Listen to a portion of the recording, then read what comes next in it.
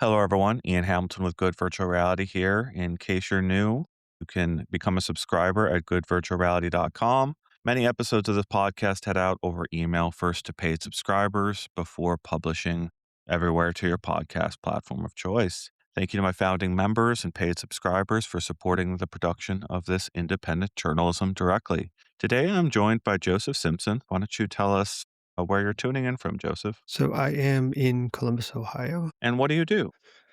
I am a Vision OS developer and a software developer, do lots of other stuff.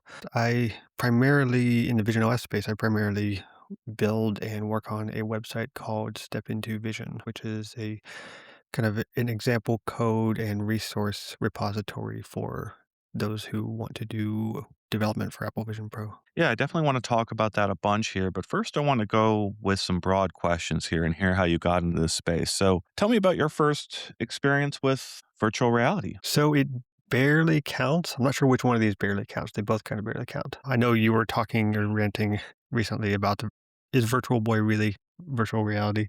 I did have a Virtual Boy for a couple of weeks when it came out. Oh, wow. You returned it then? Is that the sad end of that story? That is the sad end. Unfortunately, it became pretty apparent that the epilepsy warning on the box didn't mess with me, but could potentially have harmed my mom. So we're like, let's get this out of here. So Oh, it was wow. a fun little thing. I played through a couple of games on it. But honestly, it was like we took it back. I had gotten it for Christmas. We took it back and I got like 9 Game Boy games. So I wasn't really upset. Game Boy games. Do you remember any of those? Yeah, I got to go through that library. What was the game you spent most on the Game Boy? There was a little puzzle game, I think it was called Zoop, that was just had this really weird little kind of a sliding puzzle but from 4 different directions. That game was really cool. There was I think it was called Adventure Island or Adventure Island 2, this kind of platformer that was pretty fun. I can't remember everything there was, but yeah, it was a pretty good trade as far as I was concerned. Yeah, Tetris was I put so many hours into Tetris on that Game Boy. And I even had the magnifying glass and the light so you could play it at night. Mhm.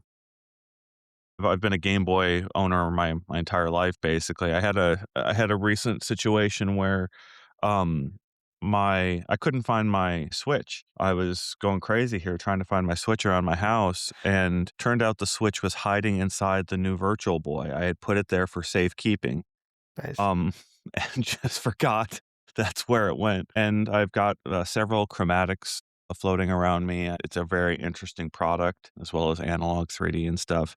So Mhm. I think we're probably around the same age as well. So we've got similar sort of histories there. All right. So what's your next virtual experience after Virtual Boy?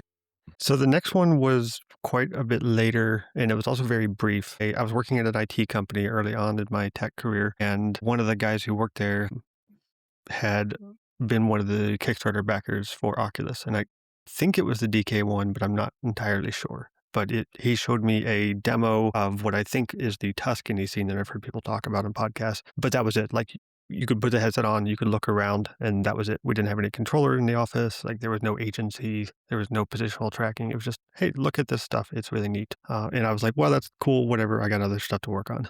So that was I kinda just dismissed that and didn't really come back to VR until 2017 when I got more interested in it. Tell me about that. That's where I wanted to go next with this was understand because you haven't always been in Vision OS development, and obviously Vision OS development is a rather new thing overall. Mhm. Sort of paint that picture for me from 2017 to Vision OS. Sure. So I guess to lay the groundwork for 2017, I had gotten into software development fairly late compared to a lot of my friends and colleagues. So it wasn't until 2011 that I kind of got a decent amount of computer literacy and I basically got a job at a friend's IT company where the deal was that I would take over as the office manager for his mom who wanted to retire, and I would do all this administrative stuff, and then they would teach me software development on the side. And over a couple of years, that turned into full-time software development, and then I eventually left that job and got another one, and I eventually left that job and started my own company, and I've been doing kind of independent software consulting ever since then. And in 2016, I wanted to branch out into iOS development, and I learned a bunch of stuff that I made some progress, but I kept kind of picking really difficult projects, at least for my current skill set at the time, and just like I'm going to make this, and then I try really hard to make this, and I fail miserably because I don't know what I'm doing, and after a couple months of that, a friend suggested that I try game development just to give myself some kind of something else to work on outside of the kind of the data-driven applications I was doing. So he introduced me to SpriteKit, which was the 2D game framework on iOS at the time. And over the course of about a month, I made a very simple iOS game and shipped it to the App Store in like that was kind of a huge victory for me. It wasn't a successful game in terms of downloads or money, but being able to actually go from idea to learning the Swift to learning SpriteKit to making the assets and the sound and the level design and actually getting it in the App Store and published, it was just a huge confidence boost. And that was towards the end of 2016. And I went to my friend, the same friend who encouraged me to do that, took me to the local game developer group in early 2017. And while we were there, I was showing off my game and getting some feedback from it. Somebody had an Oculus Rift and they were doing demos of that, and just showing off some of the stuff they were working on. They were showing off I think they were showing off Super Hot and stuff like that too, just like people could try it out. And I was a little too shy to put a VR headset on in front of a group of like 60 people. But I was curious enough, like, this looks really compelling. It looks like has advanced a lot since that Tuscany demo that I tried a couple years earlier. So I basically just kind of made up my mind, like, I'm not making any progress in this iOS space. I'm just going to throw everything I can into VR development. So I just had recently kind of wrapped up a big project at work and I had a bunch of money to burn. And rather than just take on more and more work, I decided to put my consulting work on hold and just spend 6 months to a year learning game engine development. First, I tried Unreal Engine, and then I tried Unity. I was more at home at Unity. And I was just kind of learning my way through, at the time, like the Steam VR approach to making games in Unity. And then as we got closer to the standalone era, like I really wanted to build for that. And I had made a decent amount of progress. I had made a couple of prototypes. I had a couple concepts that I was going to ship. I even put some stuff on itch.io and did some presentations at the game dev group. But I felt like I was making progress. And then I was just completely deflated when Oculus announced their curation policy for Quest. This was like maybe 6 months before the headset shipped. They basically said, like, they basically said there won't be any indie developers on this platform. Like, you need Mm. to apply way in advance and get through our curation. And the exact wording isn't important, but it was clear to me that I was never going to make the cut for that. And I was just wasting my time. So that was kind of a disillusionment. And I just kind of gave up on VR for a while, at least for VR development. And the only thing that really pulled me back in was WebXR. I had been kind of watching WebVR evolve over the years, and it got to the point where the WebXR 1.0 spec had shipped to some browsers. I'm like, okay, this is stable. It's in real browsers. I have a Quest, even though I can't make official content for it. Let me see what I can do in the WebXR space. And I spent the next several years doing that. That is definitely, I mean, WebXR is incredible. It's got a lot of problems, but it is just such a cool way to make something without anybody telling you, no, you can't ship this because it's a web browser. What are they going to do? I mean, I suppose they could technically block your web server, but why would they? So, Yeah, yeah. I love that. What a wonderful story. The Meta or Facebook at the time actually used me to share that content policy. Hmm. There's a headline out there from me at my previous employer where they basically came out and said, they set up a meeting with me and they're like, yeah, we're doing console like curation on the Quest store. And so it was kind of pretty much a big exclusive for me. I don't know if that anyone else got that briefing, but there's a headline out there where I put it pretty clearly in pretty clear terms what they were doing. And it's kind of madness what happened in the years after that policy, right? They carefully curated for a couple years there. Then they threw off they added the app lab Hmm. and they threw off all sort of curation or most curation. They also instituted rules, very clear rules of things like, oh gosh, I mean, the 30% had to be there. You had to give 30%. You couldn't have your own payment processor, I think was one of them. Yeah. So And I was people fine like, with those rules. I was willing to give over the commission and the payment terms and stuff like that. It was just I wanted the kind of the store that they had built with Oculus Go and Gear VR where anybody could just publish something. That's what I was there Mm. for, and they made it clear that they were not gonna build that on Quest. And it was such a that was such a change from the days of Oculus Share, Mhm, where everything was free and there was a free exchange of ideas. I saw so many cool things back in that day on Oculus Share before they took that down and went the whole monetization route. Like, it's madness to look back at this process where the CTO, Andrew Bosworth, is out doing podcasts and promoting the idea that after the pandemic is happening, that VR is entering its hockey stick moment of adoption mhm, and its breakaway success moment for VR. And they do things like Facebook linking. They try ads in VR. And then they flip on all of these policies too, very quickly. I was talking with Arturo Perez at Synth Riders, and he was pointing out that Facebook or Meta really follows through on their philosophy of being quick and changing strategies like a startup does. But for people that have been in this industry for as long as we have or been watching this, it causes a lot of whiplash, causes a lot of frustration. And yeah, it's really interesting to hear your perspective on the openness of just putting out weird ideas. And you and I have talked about what we like to do with computers. It's become a mhm. little bit of a rallying cry for myself internally. This idea that all I want to do with a computer is make weird stuff. And before we get into the Step and Division project, I want to hear about Project Graveyard. Is that the only thing you have up on the store right now, or do you have other things? Yeah, so I will mention that I don't really do a lot of consumer software. Like, I had gone through, that attempt several times over the years, and just never made, much success there. So there is a I could throw you the link. There's a kind of a blog post that I've been having with myself for the last 5 or 6 years where I kind of wrote out an account of this story, and then every couple of months or every couple of years, I would update it with here's another update from Future Joe. So I'm kind of talking to myself in this long blog post. But basically, the WebXR stuff got me making weird stuff, which led to plenty of consulting work.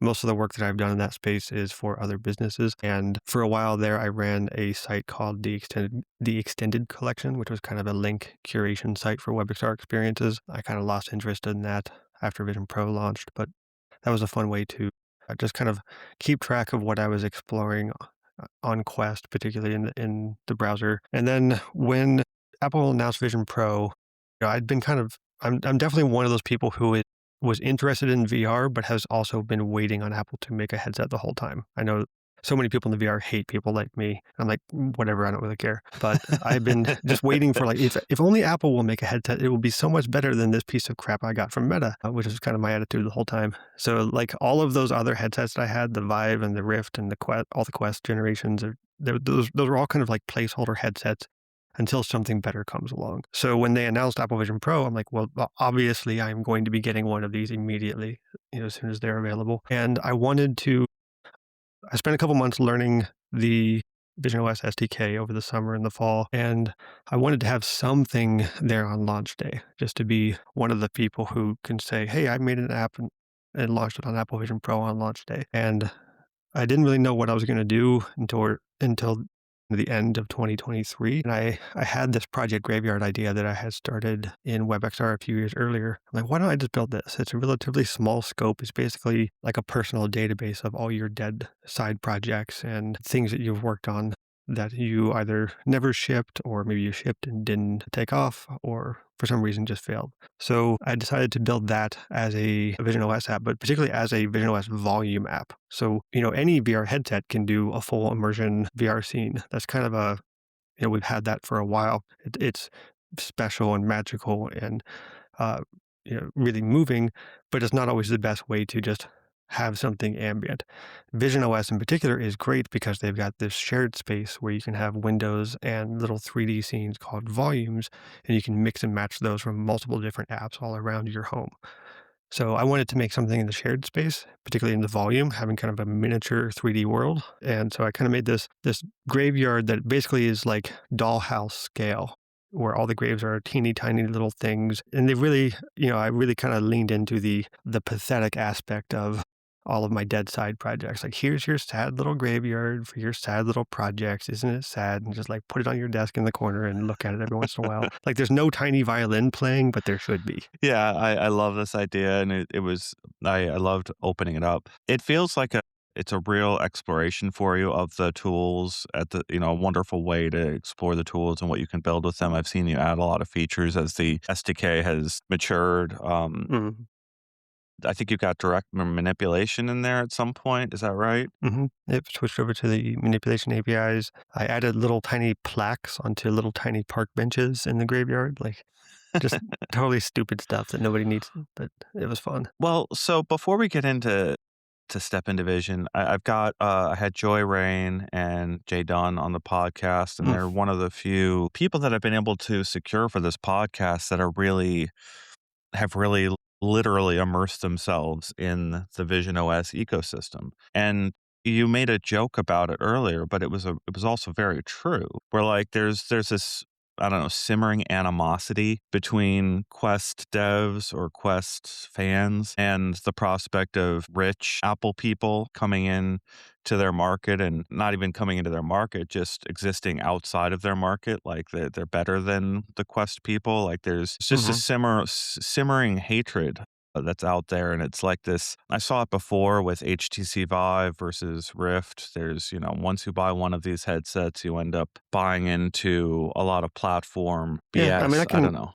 I can see some of it. Like, I don't think the hatred is justified, but I can see the frustration, particularly, as someone who's been working in VR for a while, it can be frustrating to watch a bunch of people say, here's the first time someone's ever done this in spatial computing. Like, no, that's definitely not the first time.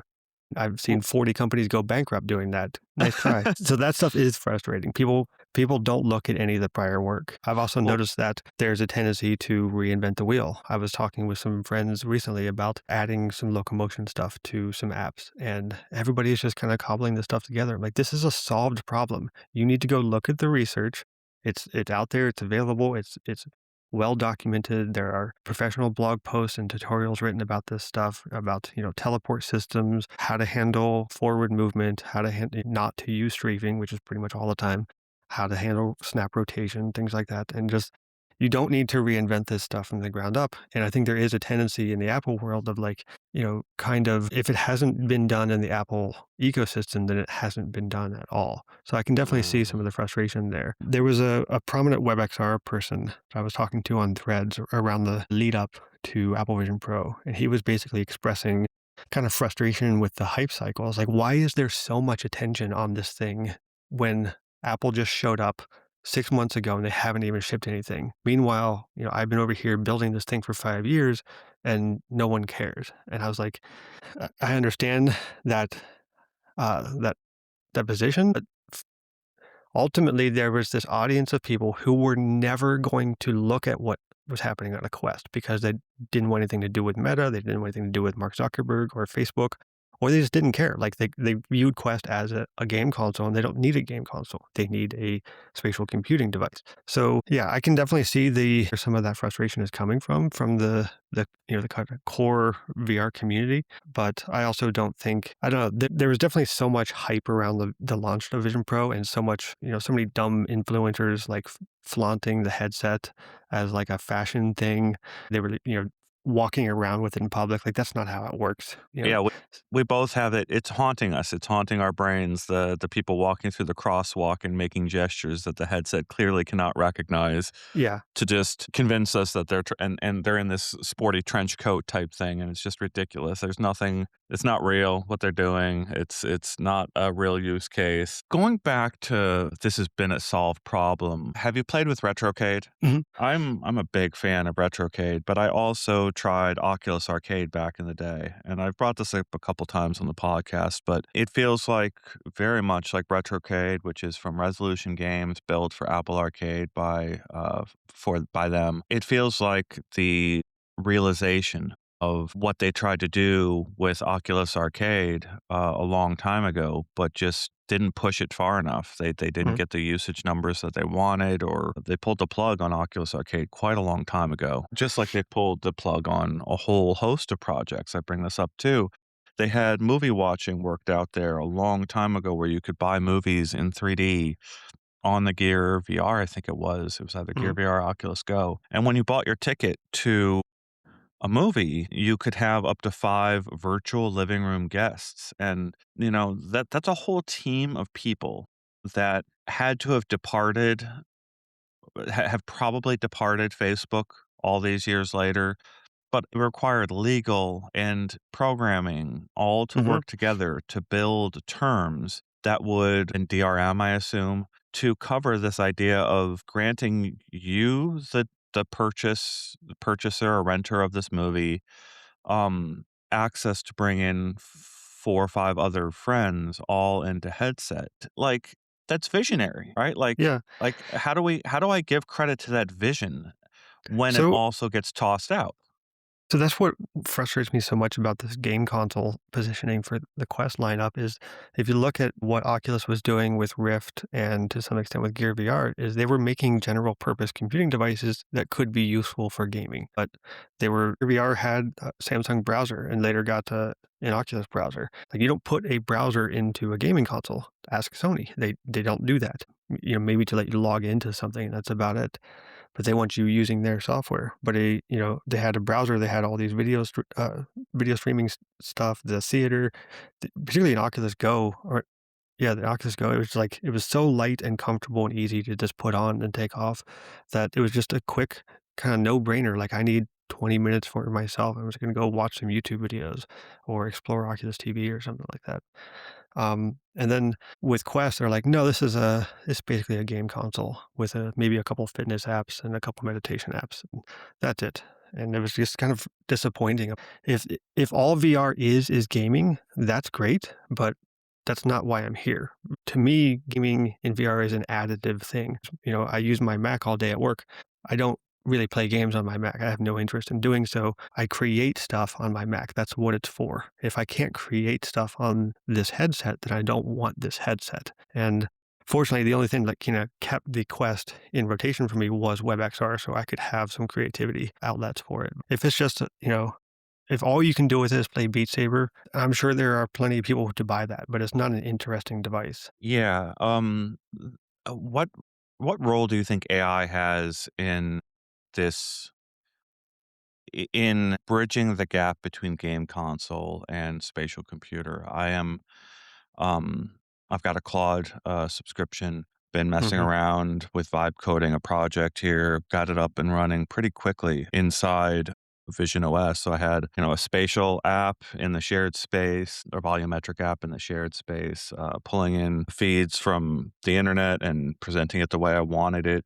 And I was able to iterate pretty quickly here using AI to help me basically be I'm my own user testing department and basically just user testing for the AI outputs that I'm getting over and over and over again. And I'm going through, I don't know, 30 iterations in an hour, 45 iterations in an hour, and I'm doing it way quicker than I could have if I was just using the desktop simulator. Mhm. And I say all that as a precursor to like this idea that Meta is pushing AI and has pushed AI for a very long time. Bosworth, the CTO, was like an advisor, I think, to Zuckerberg in his AI class in college. And now we've got AI glasses that are the same price region that the Quests were in, but Yeah. all these stripped down components as just a straight in feed to an AI sort of question and answer system. Where like I'm not really intrigued by using the AI on the glasses because I can't create with them. And the only way to create with them is to lay an overlay over an image, or a video. And that's really not interesting to me in the grand scheme of things. Like I want something far more dynamic. So I want you to maybe speak to what role you think AI has in this. So I don't know what role AI has in the market for other people. I can tell you what I hope it does, which is I don't want AI to create things. I want it to use tools to let me create things. So I don't find generative imagery kind of cringy and whatever. Like I don't really if you put that in your Blue Sky feed, I'm not going to like your post. I'm probably going to silently judge you a little bit. I just don't really care. I don't think that it is quality or interesting stuff unless you're just like using it to make a joke or something that's obvious like a low effort thing. Same thing with video generation, like the Sora app that just shut down. I'm like, good, because that was really stupid. I've never seen anything other than a couple of funny things come out of that. It was just kind of garbage. And I feel the same way with anyone who wants to use AI to generate full virtual worlds or full games or things like that. Like that's good luck. That's going to be just a different kind of slop. What I do think AI is interesting is, Claude Code, we were talking about, where it can help you use the tools that you have to build something. So, a good example is people have got Claude Code working with Blender, and rather than generate me a 3D model that does this, that is, horribly malformed model that is super inefficient and has warped textures, you can use Claude Code with Blender to have it use Blender with you to create a model that is something you can take ownership of and maintain and change and modify as you go using all the same tools that Blender has. So that's the type of stuff that I want more from in the AI industry. And I think Apple's implementation of Codex and Claude Code into Xcode is a really good example of here's Xcode, it's this massive tool set that is sometimes frustrating, sometimes really fun to work in, but it can be a lot, especially for newcomers. And this agent it gets ties into what Xcode is capable of and ties into the API documentation and what each platform expects and things like that. And you can give it a pretty minimal request, like, "Hey, I'm in this file and I need to add this button that does XYZ. It will just do it. It will just figure it out based on the context that you give it and the code base you give it. And it's amazing. And I know we've been able to do that for a while now, but I don't want that to stop being amazing because it really is. So I want to see AI used for tooling, used to make, desktop computing better, used to make spatial computing better. So yeah, that's my Mm. answer. Tooling, not creativity. Yeah, interesting. It's a tool for creativity, but that's very tricky when you say it that way because it's so easy to do the other thing that you were just discussing, the generative thing where you let it drive or reskin something or generate the whole thing. But are you a Star Trek fan? Did you watch Star Trek back in the day? Yep, definitely. So, I mean, holodeck is my model of the future, and every time someone brings up the metaverse, I cringe a little bit inside. I die a little bit inside Same. because that's not the world I want. It's not the tool, and it's not exactly what you're describing, where you come onto the holodeck and gosh, there's the episode where or a couple episodes there where they invent an agent that is smarter than them and it starts sucking down the resources of the ship Hmm. uh, in order to fulfill the request. And then you can kind of feel that a little bit with modern AI, where it's like you can really give a request to Claude or one of these tools, and it really has to think hard. And you can imagine a bunch of GPUs are spinning up just to answer your one question because it was such a complex query that you're trying to get solved. But yeah, that model of going into a room and saying, I want this, and then molding it to your preferences and adding features to make it exactly right. Feels like we're closer to it than we've ever Hmm. been, but there's still lots of steps that need to fall in place. What do you think? Do you think we're going to see a lower cost product in the Vision line sooner rather than later? I certainly hope so. I don't have any special insights into that, unfortunately, as much as I would like to. I was a little bit happy that they made the M5 Vision Pro just to kind of let people know, hey, this is still a product line that we're working on. But I was also kind of like, yeah, I don't need that. It has more power in a way that I don't care about, and it doesn't solve any of the problems with the current headset that I do care about, such as it Mhm. being very expensive and very heavy. So I do hope they have a Vision Pro 3 coming, and I hope they have some kind of Apple Vision or Apple Vision Air or, uh, it's a bit of a stretch goal, but an Apple Vision Neo. Can you get this thing to 600 or 700 bucks instead of almost 4,000? I think that that last option is probably pretty unlikely in the short term.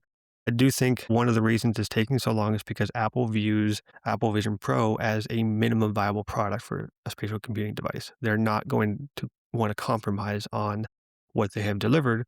And I think there may be things that they eventually do remove, like the eyesight screen on the outside. I think it's pretty well known, at least outside of Apple, that that is kind of a waste of time and nobody cares. And it just adds weight and cost and complexity. But I don't think they're willing to settle on screens that are worse than the ones they have. I think they would rather not ship a product than ship a product with worse screens. which I can kind of see, but I don't know. I think there are Quest 3 screens had gotten good enough, not necessarily for all day use, but you could definitely do some productivity stuff in there if you're using a virtual desktop or something like that. It was not great, and I still got a little bit of eye strain, but it got to the point where like this is usable. I can actually get a couple of hours work done on this. Where Quest 2 and prior to that, I was like, oh no, this is just eye strain all day. So I do think Apple could, maybe they could cheap out on the screens a little bit, but I just don't think they will. I think they see the current screens as like this is the minimum viable screen technology, and with those being super expensive, that drives the price of everything else up. So yeah, I don't know. I would like to see. I would like to be surprised at WWDC, and they kind of tell everyone to reach under their chair and pull out an Apple Vision Air or something, but they're not going to do that. I mean, there's multiple things at play here. There were leaks on the Vision Pro, right? There was a lot of reporting before they launched. No one in the market right now is hearing any of those leaks. So there's a lot of dismal sort of if the future is dead for VR at Apple sort of commentary out there. Hmm. Whereas if you're a close watcher of this industry, Apple came out with the Vision Pro more than 6 months. Like they demoed it publicly more than 6 months before they could actually ship it, which is enough time to kind of build up the tooling and get production up and all those secrets that they kind of have to wait, but that would leak their ideas kind of were already solved because they had come out and already announced the thing. I 100% agree with you on the displays. And you have people like Mark Zuckerberg coming out and saying, I just tried the Vision Pro and I've decided that the Quest 3 is the better product, period. And then here we are in this state where it appears that Meta has dramatically pulled back from the market after claiming that. And it's as if Apple has yet to really reach its peak here or have its full vision realized. Yeah, I think Those Yeah, go ahead. I think Vision OS is the thing that I focus on, not so much Apple Vision Pro. It's clear to me by their current and ongoing investment into making the operating system better and into making more content for it and making more technology for it. Like they're just investing in so many things, and they're constantly hiring people in that team. They're constantly holding events for the community, and they're very active with our community. So they wouldn't have people whose job is a full-time job to evangelize to developers if they didn't care about this future. Like if this was dead, those people would be doing something else or would have left the company. Yeah, so I don't know if I've told you my dream product here, but I've been imagining a product, something called like Apple Airframes, where it has the eye tracking system and the hand tracking system almost one to one, ripped Mhm. off of the Vision Pro and then stuck inside display free glasses. And with that, I could have my trackpad anywhere, right? Like I could connect to my Mac and my Mac doesn't have to come with a trackpad. I can just run my finger along my table and it could accept that as trackpad input. But beyond that, right, I could pinch in the open air and move my windows around just by looking at them on my Mac, and it would carry over a bunch of the UI ideas of Vision Pro over to the total opposite end of the spectrum here of just taking the interface that they've used inside Vision Pro and applying it to glasses. So I want that, and I also want those displays, these OLED displays on cheaper hardware. And what was it? I can't remember who said it offhand here. It was Avi Barziv, who worked on the Vision Pro product, and said he worked on other things at Apple, but couldn't say what, where he says that what Apple does is they bring the cost of tooling down with each generation or with each iteration of their product. And so you can imagine that there's some uh, display manufacturer out there that Apple has paid a very large sum of money to own the output of that factory for a very long time, and that factory is churning out these OLED displays that cost hundreds and hundreds and hundreds of dollars, and that's why it makes the Vision Pro so darn expensive. But innovation is going to continue happening inside that factory. Maybe they could only bring one building up in the first year to ship hundreds of thousands of Vision Pros, but you Mhm. imagine 4 or 5 of those buildings coming up online in the next 3 years, right? You give 3 more years of progress, and now you've got 2 or 3 factories running, and in the 2nd and 3rd buildings, they've got 2nd gen robots and 2nd gen tools that bring the cost of each display down a little bit, and I imagine Apple probably paid a very hefty sum to co-opt some of the costs of building those extra factories. And all that's to say, right? Like we get to middle of this year and Apple could repeat what they did in 2023. Here we are in 2026 and they could conceivably say, "Hey, in early 2027, we're going to ship a product that is far more affordable." And I don't think they're gonna do that again. They really only do that with new product lines. So they announced the Apple Watch and then released it a couple months later. They announced Vision Pro and released it a couple months later. I don't think they'll do that if they have a Vision Air headset. I think it'll be, "Here's our Vision Air headset. It ships in 2 weeks." Mm, I don't think we're gonna get one of those big lead times again, unless it's a totally new form factor like the glasses or something like that. yeah, you're 'Cause the probably right. the main reason they did that was they told the developer community about the Vision Pro at WWDC, and then the next day gave them the Vision OS simulator and all the SDKs so they could start porting their apps to it. And that doesn't you can't do that in 2 weeks. You do need 6 to 8 months to do something like that. Yeah, very good point. I think yeah, part of the you're right. Part of the reason I hope for this is because I got to understand how devs survive in this space. Mhm. You've It's almost like you took the VR market on hard mode when you're talking going WebXR to Vision Pro. And I want to understand what hope does anyone else have for building in this market? What path can they choose to kind of do something that has impact here? Yeah, from the consumer side, I honestly don't know. Like, I don't make my money off of the App Store.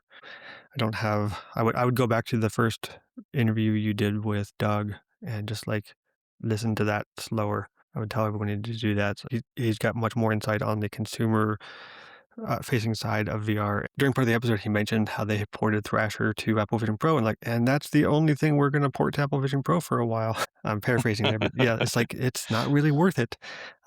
So yeah, I can't blame them. I brought some of these issues up with Apple. There's obviously it's a relatively small market, but there are other issues that are um, affecting the market and making it worse because of some stuff that they have done or not done. So, for example, the App Store on the Apple Vision Pro, the actual app itself, is very bad. They haven't changed it in any meaningful way since launch. It has just a few categories you can browse, like the first 20 or 40 apps, but there's no way for you to just endlessly scroll through everything in the App Store. Unless you know what you're searching for, results don't show up. So you can't just search for sports apps and just find everything. You'll find a couple of things and then it'll like point you at a bunch of iPad apps. So the discoverability is bad. And then so that leads developers to try to market the stuff on their own in YouTube or TikTok or social media. But there's another big problem, which is if you, Ian, click a link to open the App Store and it will open my app in the App Store. And then I send you another link. The second time you click that link, nothing will load. You have to force quit the App Store. And this has been like this for 2 years. And we've reported it in tons of feedback and stuff like that. Just like it's literally broken. There's a bunch of things they can do to make App Store discovery better and do something besides recycling the top 40 or 50 apps. So they haven't done that very well. That's So yeah, it's really difficult for that's all really good advice. I hope someone at Apple is listening that maybe gets those problem fixed. I didn't mean to interrupt you. What else did you want to say there? Yeah, I've got onto FaceTimes and WebExes with executives at Apple to tell them about this stuff because, like, I don't know when it's gonna be fixed. They know about the problems, but, you know, all I can do is vent into their microphone and see if they do anything about it. Well, so the thing I was going to add is, you've got the top 25 lists on the App Store on iPhone, and those are really useful to see what everyone else is playing. But I realize in kind of retrospect or from another angle that that's kind of it's restricting. You go into Mhm. the Apple Arcade section of the store and it's not quite organized that way, right? You can kind of click around a little bit and find what you want out of the Apple Arcade Yeah, you can because you've got browse the the entire subscription. collection in-app arcade. Yeah, so it's there's two big philosophy ideas here that I've wondered about, right? It was something that Meta did wrong in its ecosystem, and it's something that Apple has an opportunity to get right. Meta came out with sort of a copy of Apple's pricing model for its store, 30%. We're going to take 30% of the cut. Um that disallowed things like Blockbuster Video to exist. So big screen is the example here.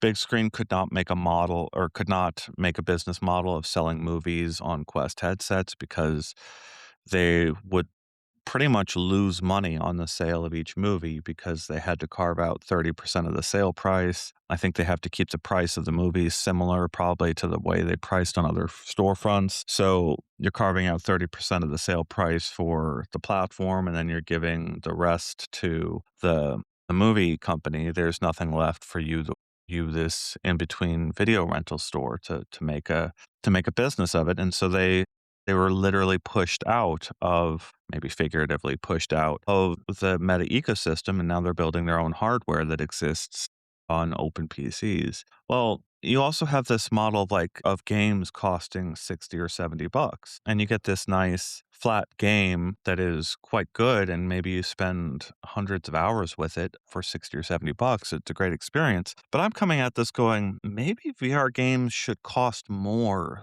than their flat counterparts. If you really need the games to be like, if you want to Walkabout Mini Golf is the example I come back to all the time. You're spending $100 or something. When you add the core cost of the game plus $5 or so for each and every course, and now they're up in like 30 plus courses. You're getting up to being more than $100 that you could invest into this single VR project. And that's just to support a team of a couple dozen people. If we really want the content that everyone dreams about, the stuff like Half-Life Alyx that was so incredible on PCVR, that's some of the most skilled developers in the world working for Valve and maybe even reluctantly in some cases being dragged onto this project to work on something that they know is going to have such a limited audience. Mhm. And yes, the audience loves it. Yes, it's the most polished project out there, and it serves Valve's needs in other ways than just the sale of the game itself. They're able to use it to develop their SDK and Steamworks further as this sample project. But what I'm getting at here is you go look at Golf Plus as another example here, where they've got dozens of these DLC add-ons that are priced in various ways. And just this year, one of my first podcasts here is with Ryan Engel describing how he's trying to launch this subscription plan, and the idea that the subscription plan could get you into the game on Steam or get you into the game on Quest. That's a no-brainer. Like Mhm. that's like, yes, I don't care what headset I have. Here's my login, go get into the game. But there's a huge lift there on the developer side to build the infrastructure for a subscription system and get it to work in all those places and price everything right. And you've got legal and all these things that can come and impede you.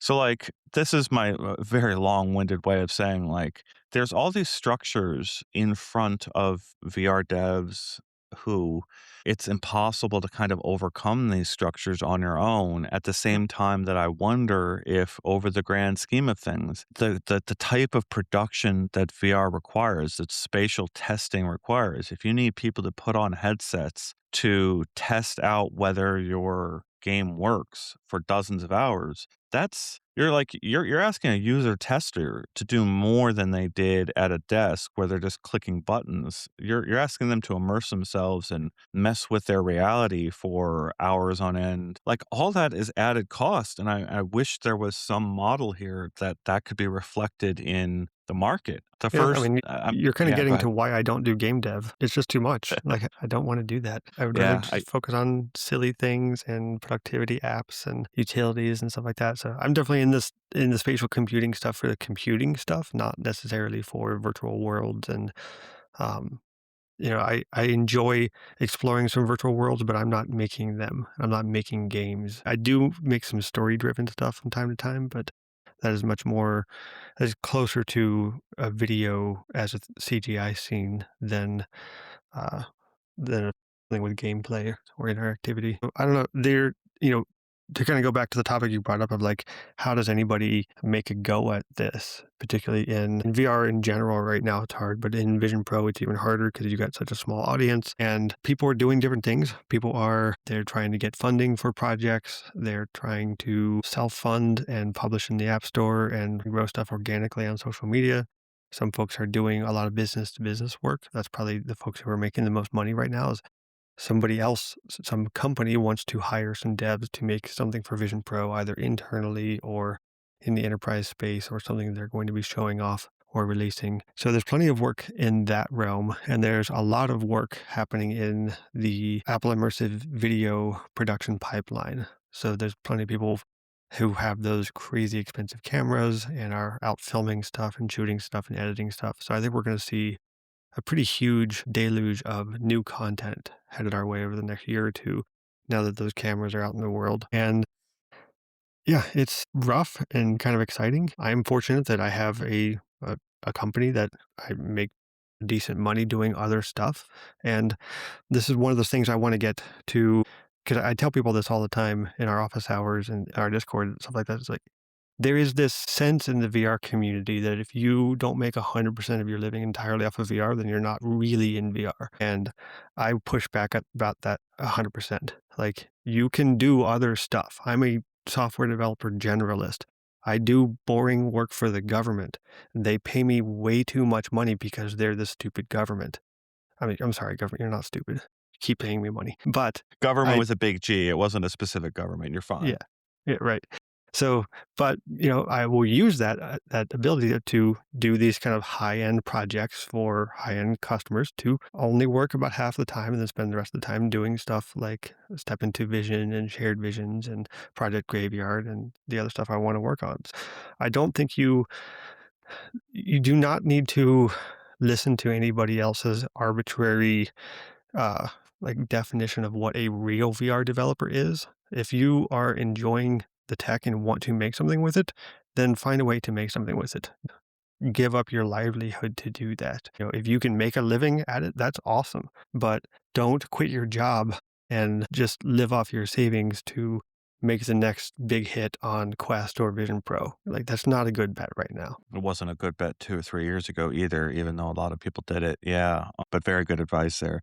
All right, so let's get back to Step into Vision. Tell me about that project and what you're working on there. Sure. Well, Step into Vision actually started out of kind of a side project from my WebXR work. So when I was doing WebXR, the main thing that I wanted to do with WebXR and spatial computing is design interfaces for myself and for other people. So I really want to make new ways to interact with data, to use application, to build onto my workflow, stuff like that. And I'd been doing some of that in Babylon.js and Vue.js. So just I had like a project called Canvatorium where I would publish these little labs of like exploring a UI concept or a feature of Babylon.js or integrating reactive data with a 3D scene graph, things like that. And I think I did around 40 or 50 of those labs.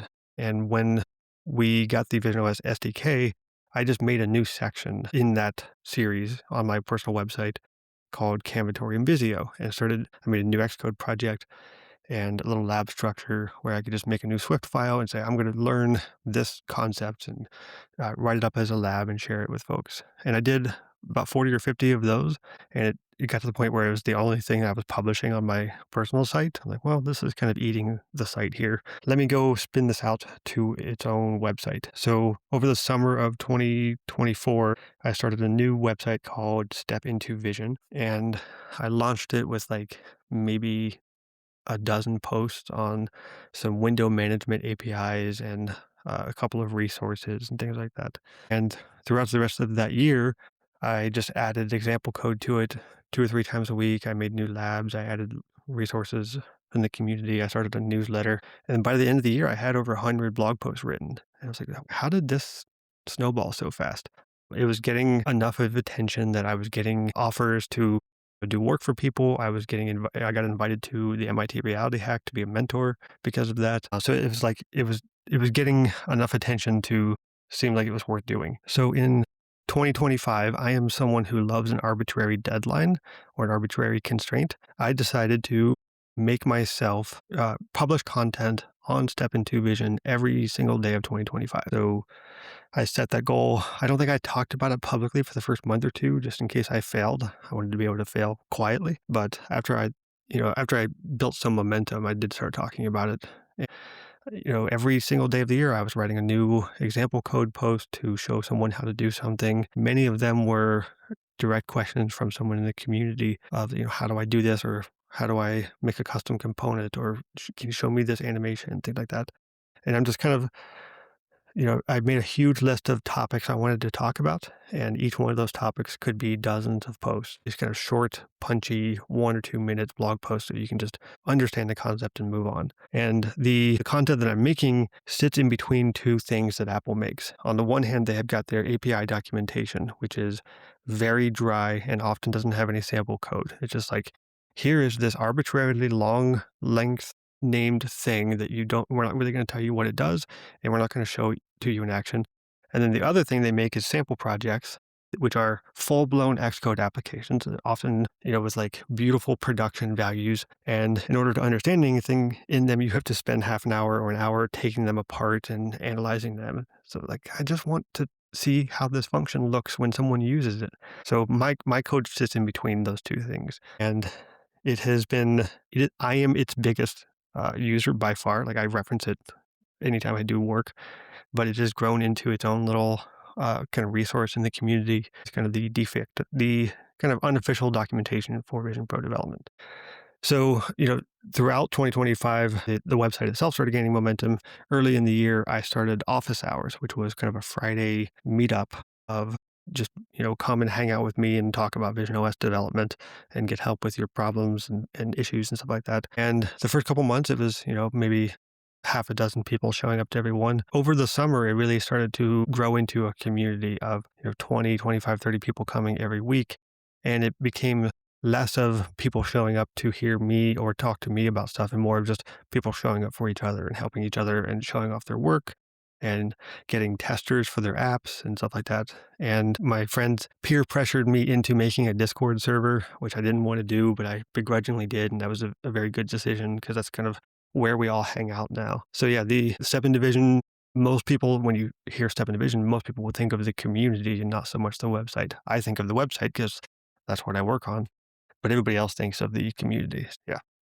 And then tell me about shared visions. What is shared visions in comparison to this community and this individual effort on your own? So Shared Visions is a community project that I kickstarted last fall. So I kind of announced it around the anniversary of Step Into Vision as kind of a one more thing. Let's build something together. So at its core, it is an immersive documentary about the Apple Vision Pro community. So developers, designers, enthusiasts, filmmakers, anybody who's just using the headset and getting a lot of value out of it. And we're kind of using Apple Vision Pro technology to make it. So it's a Vision OS app that's running a reality kit scene, that's running a sophisticated timeline to show multiple kinds of media rather than it's not a video file that you go and play and watch. It's, the timeline itself is going to be made of 3D assets and animations and particle systems and tons of short video clips that we will animate and position around the user